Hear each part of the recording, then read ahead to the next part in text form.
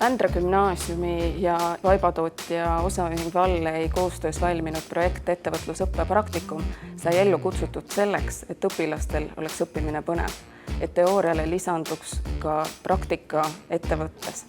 Tehases said õpilased otsast lõpuni näha protsessi, kuidas valmib vaip, ja selle käigus me ikkagi soovisime õpilastes tugevdada teadmist ja kinnistada tahan, suudan, teen. Projekti alustasime projekti tutvustusega, millele järgnes siis disainikonkurss õpilaste vahel, kus iga õpilane kavandas enda nägemuse järgi kooli teemal vaibakavandi. Vaibakavandite vahelt valisime välja 5 õpilast, kelle töödest me siis kombineerisime kokku vaiba põhikavandi.